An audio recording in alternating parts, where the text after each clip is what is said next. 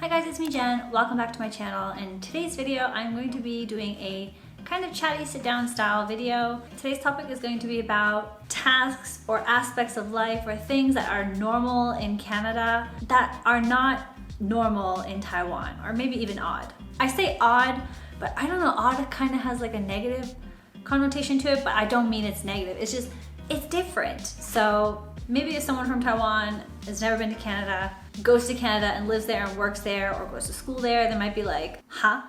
What is this? And I'm also gonna play the Uno reverse card and do a video of things that are normal in Taiwan that would be considered odd in Canada. So stay tuned for that if that's not already out. I've been in Taiwan for about 17 months now, and I did live in Canada. I'm from Canada, I am Canadian. I lived there from birth to when I'm 23. Everything that I say is going to be based off of where I lived in Canada. So as you know, Canada is a very large country land-wise. So it varies a lot by city, by province, weather, accents, everything is just, it varies across the country. So I'm from Halifax, Nova Scotia. Well, really I'm from Lake Echo, Dartmouth, but I say Halifax just to make it easy. So I'm from Nova Scotia. It is the most eastern province in Canada. We are one of the maritime provinces, I think one of 3. If you're a history buff, then you might have heard of the Halifax explosion. It used to be the largest man-made explosion that happened. Nova Scotia also borders the Bay of Fundy, which is very famous. Well, in the Maritimes it's very famous. In Canada, it has some of the highest tides in the world. I went rafting on the tides there. It was a lot of fun. Anyway, that's a little bit about where I'm from. Let's get into some things that maybe some people from Taiwan would consider odd if they came to my home province. Let's go. Transportation is basically a car or a bus. So in Nova Scotia, you pay money. When I was in Canada, it was $2.25 to ride a bus. So you have to have the exact change. There is no change dispenser when you get onto the bus. And there's no easy card. You cannot just charge a card and beep beep. At least there wasn't when I left at 23. I'm now 32, so it might be a little different. People from Nova Scotia can let me know. In Taiwan, you just use your little easy card and it's so convenient. I think if people from here went over to Nova Scotia, they might not find some things as convenient, like the easy card, which pays for a lot of things here. Another thing that might be considered odd is when you get on the bus in Nova Scotia, you ask for a transfer, and the bus driver will rip off a piece of paper for you and hand it to you, and you keep that paper, and I believe it's good for 2 hours. That little slip of paper will give you access to every bus for 2 hours. When you get off the bus and transfer to another bus, you just show your little slip, and when the bus driver rips it off, they rip it off at a certain time, so that's how they know when it's done. Another thing that is very common in Nova Scotia is tipping culture. I feel like every time I go back to Canada from Japan, and probably the same when I come back from Taiwan, it always amazes me how much industry relies on tipping. Coffee shops, taxis, hotels, restaurants. I feel like everything. Another thing that I think trips out a lot of people when they come to Canada is milk, but in a bag. I grew up like that. I grew up pouring milk from a bag. In a little container, you have to like cut it a certain way or else the milk will spill, and yeah, milk in bags. I think people from Taiwan will be shocked to see the limited amount of milk or soy milk flavors in Canada. There's no papaya milk, avocado milk, watermelon milk.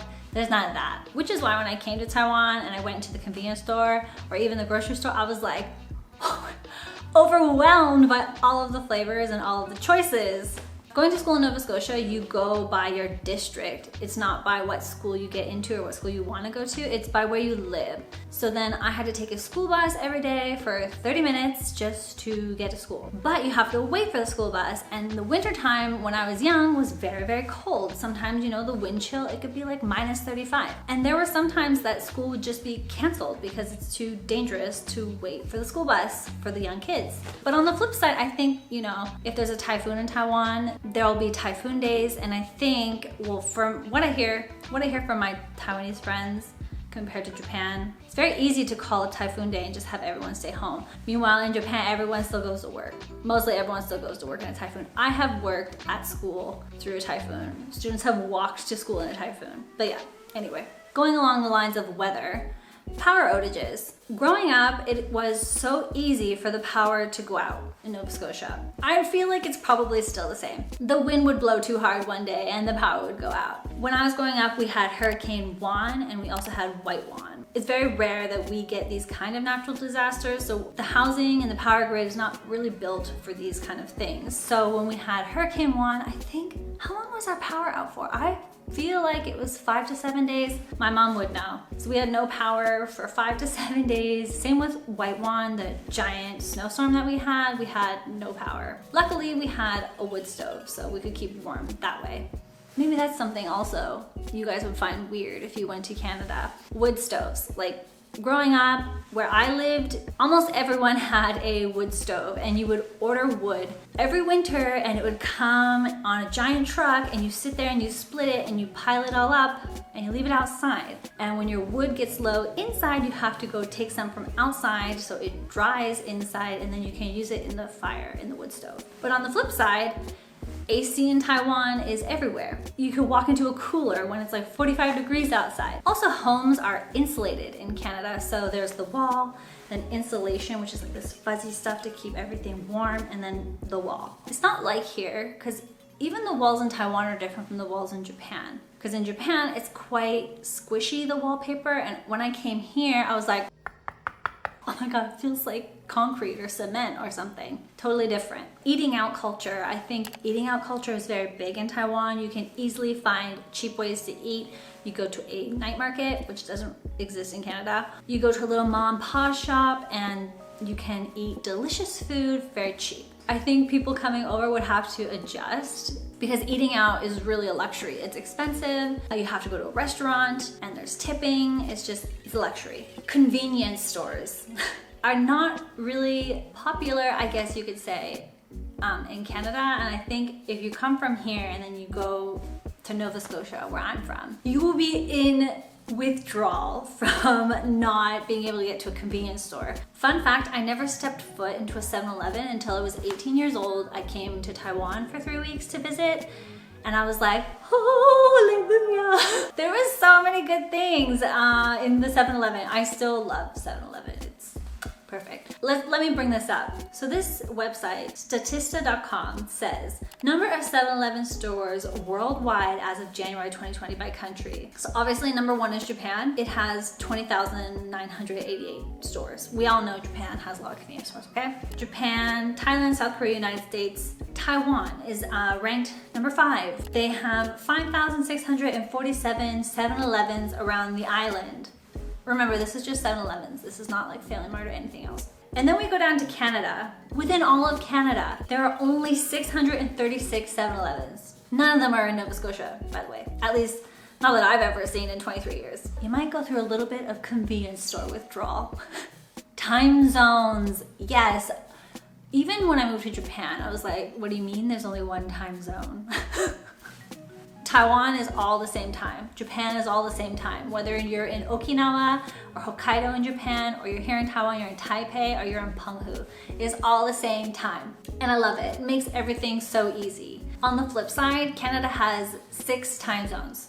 6 time zones. For example, if I want to call my dad in Nova Scotia, it's usually a 12-13 hour time difference. I want to call my mom in Kamloops, British Columbia. It's about like a 16-hour time difference, something like that.